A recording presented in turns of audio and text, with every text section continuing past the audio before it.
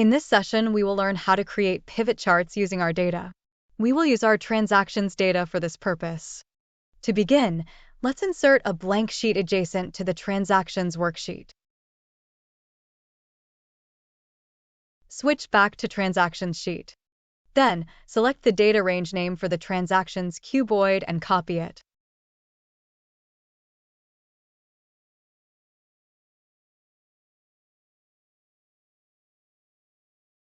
Afterward, navigate to the newly created sheet, go to the Insert tab, and click on Pivot Tables. Paste the copied table name into the table range and click on OK. A blank table is inserted on the left of the sheet and a fields list is displayed on the right. Select TXN date. This is added to the rows section on the bottom.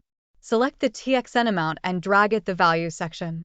When the TXN date was added, Excel automatically added year, quarters, and month. Initially, you see the year and TXN amount totaled. You can expand the year to see the quarters and their corresponding TXN amounts.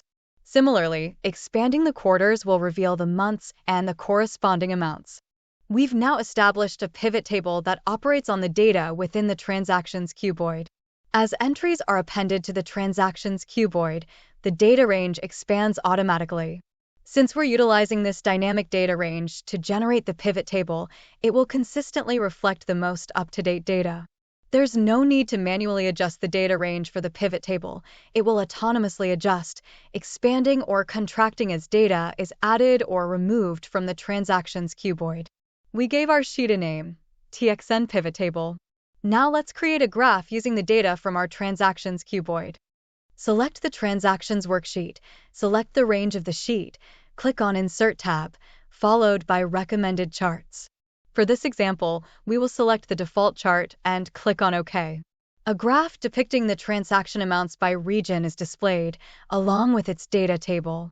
We have the option to drag the graph to position it near the data table or place it directly over the data table to conceal it. You can rename the graph tab too.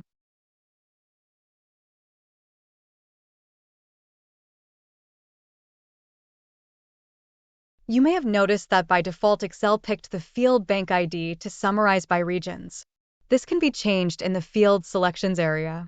We will deselect Bank ID from the fields and select TXN amount.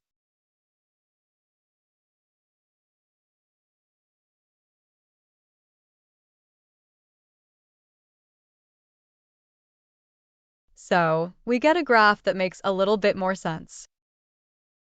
Now that we've learned how to create pivot charts and graphs using Boardwalk cuboids by referencing the data name range in Excel, our next step is to delve into formatting data in Velocity workbooks or templates.